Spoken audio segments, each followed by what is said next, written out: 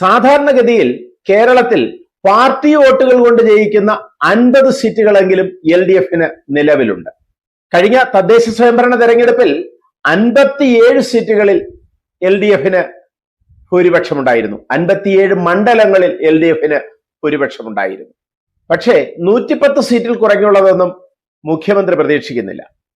എല്ലാ മണ്ഡലങ്ങളിലും എല്ലാ ജില്ലകളിലും മത്സരം കടുത്തതായിരുന്നു എന്ന് LDF തന്നെ സമ്മതിക്കുന്നുണ്ട്. എന്നാലും 20 സീറ്റിൽ കൂടുതലൊന്നും കുറപ്പിക്കാൻ കഴിയില്ല UDF-നും NDA-ക്കും കൂടി എന്നുള്ള ഉറപ്പിൽ തന്നെയാണ് LDF. എന്തായാലും ഭരണം LDF-ന് തന്നെ എന്ന് LDF വിശ്വസിക്കുന്നുണ്ട്.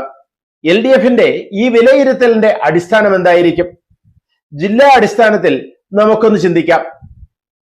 തിരുവനന്തപുരം ജില്ലയെ സംബന്ധിച്ച് കഴിഞ്ഞ നിയമസഭയിൽ 14-ൽ 13 സീറ്റും LDF-നായിരുന്നു. കോവളം വിൻസെന്റ് നേടിയത് മാത്രമാണ് UDF-ലെ കനൽത്തരി.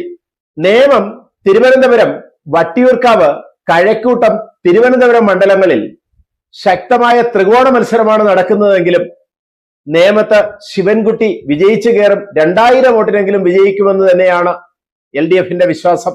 വട്ടിയൂർക്കാവിൽ പ്രശാന്ത് ജയിക്കും എന്നുള്ള കാര്യത്തിൽ ഇടതുപക്ഷത്തിന് സംശയമൊട്ടുമില്ല. പക്ഷെ കോവളത്തിന്റെ കാര്യത്തിൽ അവർക്ക് അത്ര വിശ്വാസമില്ല.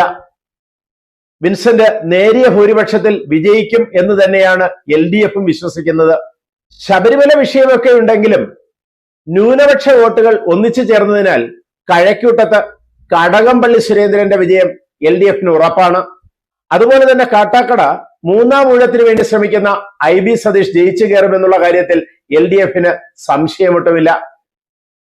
അങ്ങനെ നോക്കുമ്പോൾ 14-ൽ 11 സീറ്റുകളെങ്കിലും തിരുവനന്തപുരത്ത് നിന്ന് LDF പ്രതീക്ഷിക്കുന്നുണ്ട്. ഭരണവിരുദ്ധ വികാരം എന്ന കാര്യത്തിൽ LDF-ന് ഉറപ്പുണ്ട്. പക്ഷേ അങ്ങനെയുണ്ടാകുന്ന വോട്ടുകൾ UDF-ലേക്ക് മാത്രം പോകില്ല എന്ന് LDF-ന് ഉറപ്പുണ്ട്.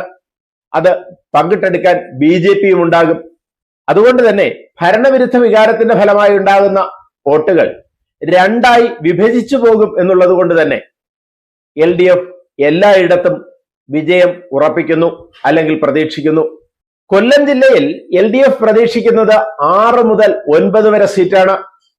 പത്തനാപുരത്ത് കേരള കോൺഗ്രസ് B ഉൾപ്പെടെ 9 സീറ്റുകൾ അവർ പ്രതീക്ഷിക്കുന്നുണ്ട്. ന്യൂനപക്ഷ വോട്ടുകൾ ഇടതുപക്ഷത്തിന് കൊല്ലത്ത് എതിരാകും എന്നുള്ള വിശ്വാസമുണ്ടെങ്കിലും തീർച്ചയായും 9 സീറ്റ് വരെ അവർ വിജയപ്രതീക്ഷ